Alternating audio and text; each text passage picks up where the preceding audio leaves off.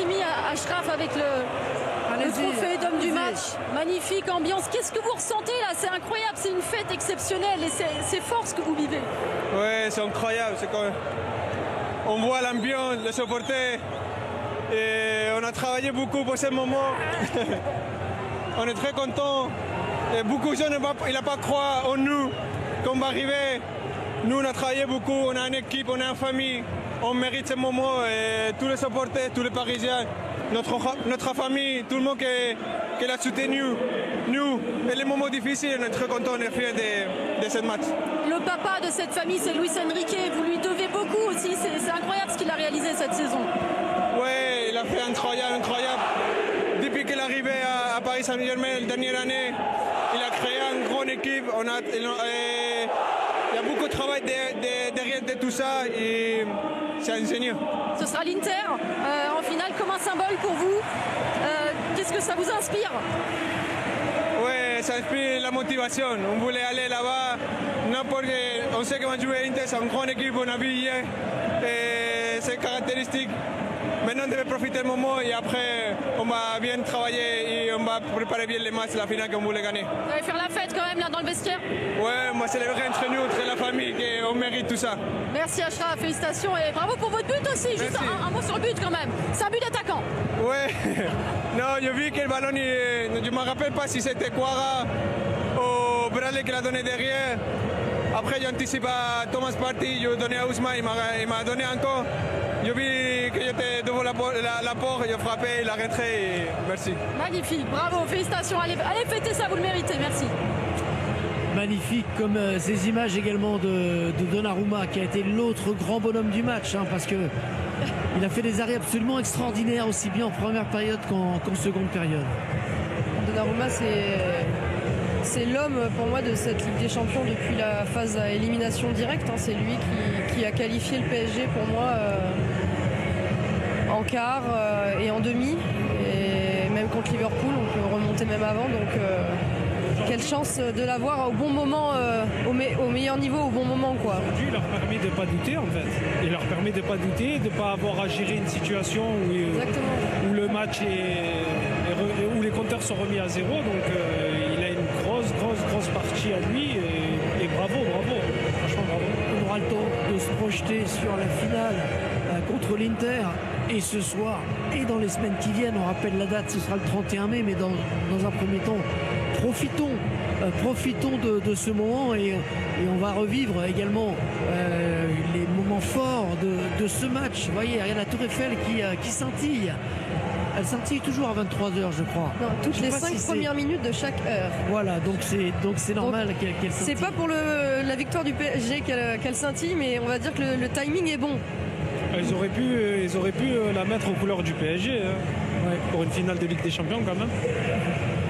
Et regardez le petit feu d'artifice sur la gauche. Feu d'artifice, tout à fait. La fête était belle ce soir et le parc a permis au PSG de tenir également. Le parc a été fabuleux, le public a répondu présent. On savait que ça allait être un match important et que les joueurs allaient pouvoir compter sur eux. Ils ont pu compter sur eux. Je crois que voilà, c'est un moment de partage et le football a ces rares moments qui nous sont donnés de partage avec le public. On y prend goût, on a envie de les revoir tout le temps. Là, je suis super ému en fait. Il est sur un nuage, David. Non, je suis super ému parce que je pense que là, c'est un travail de longue haleine. Ça a été très très compliqué pour en arriver là et je les félicite. Regardez David, on est porte de Saint-Cloud avec les fontaines de la porte de Saint-Cloud, avec tous les supporters qui n'avaient pas pu se rendre au stade, qui n'avaient pas de place et qui se sont rassemblés pour fêter ça. On rappelle que ce sera la 4e finale européenne de l'histoire du Paris Saint-Germain. Il y a eu les 2 finales de Coupe du Coupe, 96 vainqueur contre le Rapide de Vienne, 97 la défaite toujours en Coupe des Coupes contre le Barça, la fameuse finale de 2020 contre le Bayern qui était une finale à part après un Final Four à Lisbonne dans un stade vide en plein confinement du Covid. Et puis il y aura cette finale à Munich contre un club milanais. Je refais ce petit clin d'œil quand même, un club français qui fait jouer sa finale à Munich contre un club milanais, même si c'est l'Inter. Voilà, ce sera cette finale très, très attendue et méritée sur l'ensemble du parcours des Parisiens. Qui l'eût cru quand on se souvient qu'en phase de saison régulière, Paris était à 2 doigts de passer à la trappe. À une journée de la fin, ils étaient sous la barre de survie. Oui, mais c'est surtout j'ai ce moment qui me revient où ils étaient menés 2-0 contre City ici. Donc c'était l'avant-dernière journée. Ouais. Là, clairement, je pense qu'on était beaucoup à penser que c'était mort. Et c'est vrai que pour moi, c'est celui-là le gros déclic de la saison finalement. Parce que depuis cette remontée face à City, cette belle victoire ensemble, en revenant au score, le PSG n'a cessé de briller finalement et de porter encore plus loin tout le travail qu'ils avaient fait en fait. On a l'impression qu'ils ont eu le résultat de tout leur travail qui est arrivé un peu tardivement, mais malgré tout ce qu'ils ont aujourd'hui, ils le méritent, même s'il y a un peu pas de la réussite, mais voilà, ce soir il y a un grand gardien, etc. Mais je pense qu'ils méritent tout ce qui leur arrive ce soir. Je remonterai même un peu plus loin, je me rappelle du premier match contre Gironde. Le but sur la frappe de Mendes. L'erreur du gardien tu prends 3 points alors que tu n'étais pas bien. Le match d'Eindhoven, tu reviens à des choses où le Paris Saint-Germain n'avait pas acquis cette facilité dans le jeu, cet esprit d'équipe qu'on lui trouve aujourd'hui. Donc franchement, les progrès faits entre le premier match contre Gironde et ce match de deuxième tour de demi-finale face à Arsenal, il y a un monde d'écart. Même si Paris n'a pas tout maîtrisé loin de là ce soir, on va revenir un petit peu sur les moments clés du match et commencer peut-être par le but de Achraf Hakimi qui a donné les 2 buts d'avance. Mais d'avoir gardé cette ambition finalement de se projeter alors que tu subis quand même une grosse partie, c'est aussi ça qui a fait la force des Parisiens ce soir, parce qu'ils auraient pu rester acculés et se dire on joue à demi-coup pour éviter de s'en prendre un, et finalement je trouve qu'ils ont eu cette audace qui leur a souri par ce but d'Achraf Hakimi, mais c'est aussi ça qui fait que le PSG a gagné ce soir. Ils ont poussé leur coup jusqu'au bout. Regardez les magnifiques images que nous propose Jean-Jacques Amsalem avec Laurent Lachant qui a réalisé le match ce soir. Le but d'Hakimi et le but de Ruiz en première période, une première période. Aussi, on lui a porté chance. Exactement. Et ce qui est, je dirais pas que c'est un autre symbole, mais Thomas Partey, c'est un peu le joueur qui était censé faire changer un peu le match retour. Et finalement, il est impliqué sur les 2 buts. Je trouve qu'il a pas fait sa meilleure partie. Donc parfois, c'est sûr qu'on essaye de faire une montagne de quelque chose. Et finalement, ce soir, c'est pas celui qui a permis à Arsenal d'être le meilleur. On a souvent souligné aussi le travail de Nicolas Jaubert, mais je trouve que le positionnement défensif d'Arsenal sur le coup de pied arrêté est très mauvais. Parce qu'à la déviation de Partey, en fait, il n'y a personne au second ballon. Il y a seulement Martinelli qui arrive en retard, ce qui permet à Fabien Ruiz justement de s'orienter sur son contrôle.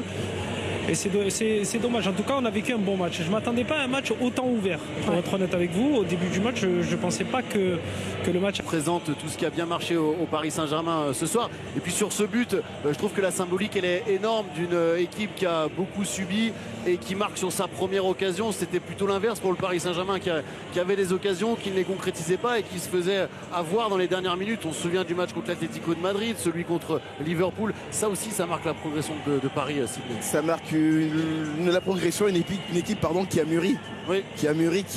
qui accepte de subir et qui là pour lui c'est un symbole, mais pour autre chose. C'est un joueur qui frappe rarement finalement. Il n'aime pas trop frapper, il aime plus rentrer, mais comme vous l'avez dit, sur son contrôle il est déterminé. Il sait qu'il va aller à la frappe, ce qui lui permet d'avoir une frappe puissante et relâchée.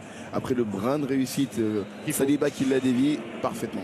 Ils ont marqué sur leur 2e occasion pour être précis, parce qu'il y avait eu la barre de Guevara, le poteau qui avait un peu remis le Paris Saint-Germain dans le coup, alors que les 20 premières minutes étaient assez suffocantes. Robert Pires, il paraît que vous venez de checker le président du Paris Saint-Germain. Vous lui avez dit quoi? Good game. Congratulations. Hey.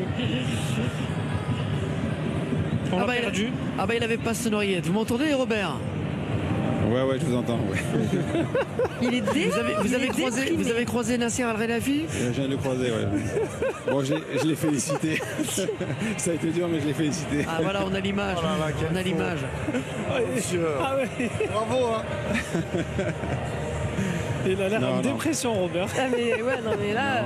Non, je suis pas en dépression. Après, sur les deux rencontres, je crois qu'il n'y a rien à dire parce que Paris mérite d'aller en finale parce que surtout à l'Emirates, ils ont livré une très belle prestation. Aujourd'hui, ils se sont fait dominer, ils ont fait le dos rond. Ils ont laissé passer l'orage sur les 15 premières minutes et puis après, ils ont de la qualité devant. Techniquement, c'est fort. Vitinha, c'est très fort.